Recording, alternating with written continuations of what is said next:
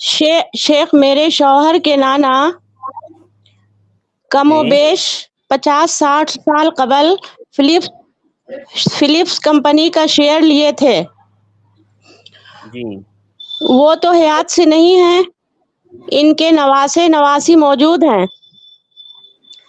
چند دن قبل فلپس والوں کی طرف سے لیٹر آیا ہے کہ اس نام کا شیئر لیا گیا تھا. وارث کی تفصیل جمع کریں تمام ثبوت کے ساتھ. یہ تمام پروسیس کے بعد جو رقم کمپنی سے ملے گی شیخ تو وارث میں تقسیم ہوگی.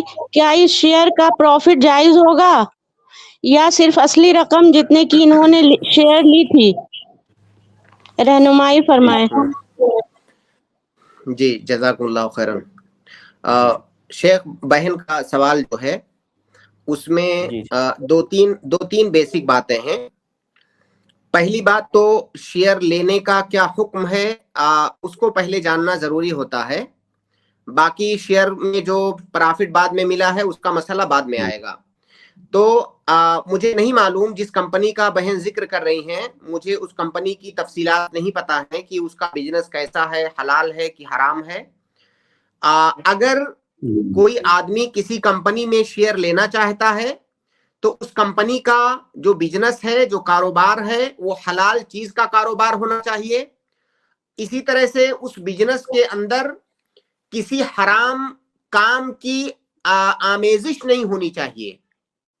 گرچہ وہ اس کمپنی کا بزنس حلال کام کا ہے، لیکن اس حلال کام کے بزنس میں اگر کسی حرام چیز کی آمیزش ہوگی تب بھی اس کمپنی کا شیئر لینا جائز نہیں ہوگا. جیسے کہ کوئی مان لیجئے دودھ کی کمپنی ہے تو دودھ کا بزنس تو حلال ہے، لیکن وہ کمپنی سود پر قرض لیتی ہے بینکوں سے، تو گویا کہ اس حلال کاروبار میں سود کی آمیزش وہ کر رہی ہے کمپنی، تو پھر اس میں بھی شیئر لینا جائز نہیں ہوگا.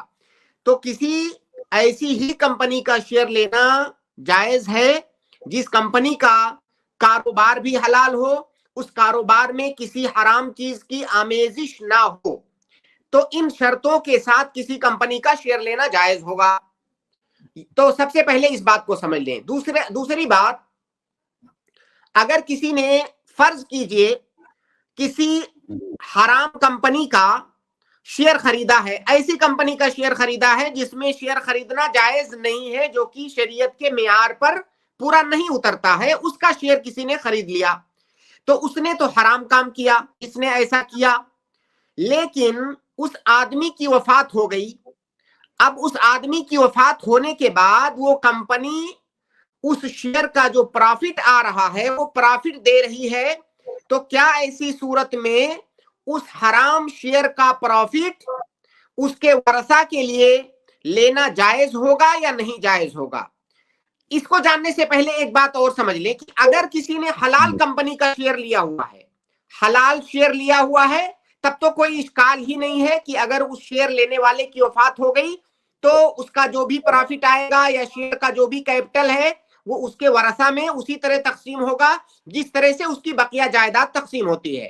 لیکن بالفرض اگر ہم یہ مانیں کہ جو شیئر لیا گیا تھا وہ شریعت کے معیار پر پورا نہیں اترتا تھا، اس لیے حرام تھا، ہم اگر اس کو مان لیں تو کیا اس آدمی کے ورثہ کے لیے اس شیئر کا پرافٹ لینا جائز ہوگا کہ نہیں جائز ہوگا؟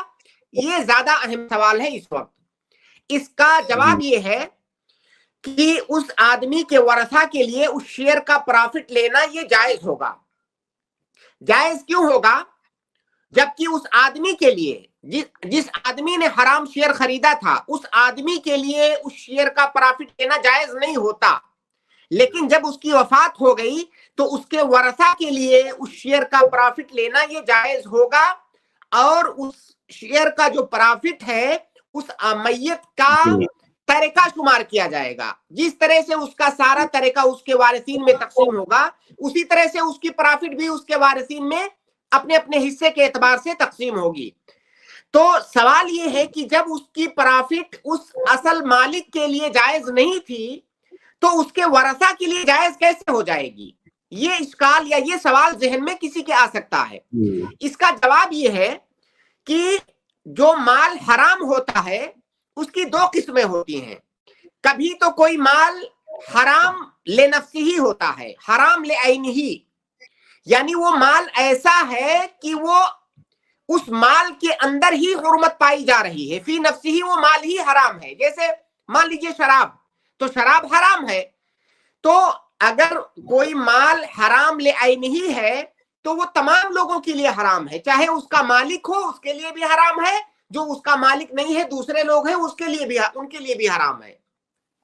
لیکن مال، حرام مال کی دوسری قسم ہوتی ہے کہ جو حرام لکسبی ہے، یعنی فی نفسی ہی وہ مال حرام نہیں ہے، لیکن اس کے کمانے کا جو طریقہ ہے اس طریقے نے اس مال کو حرام بنا دیا ہے.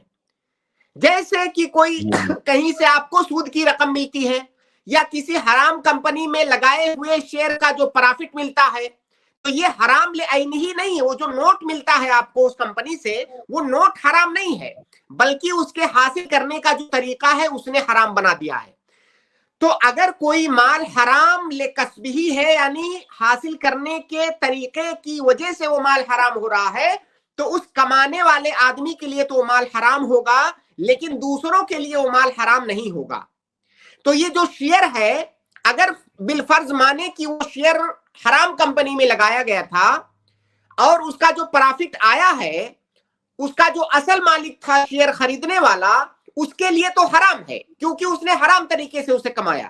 لیکن اگر اس کی وفات ہو گئی تو اس کے ورثہ کے لیے اس لیے حلال ہو جائے گا کہ وہ مال حرام لکسبہ ہے، اور مال حرام لکسبہ اگر ہے تو اس کا حکم یہ ہے کہ دوسروں کے لیے وہ حرام نہیں ہوگا، اور اس آدمی کی وفات کے بعد وہ مال اس کے ورثہ کو منتقل ہو جائے گا.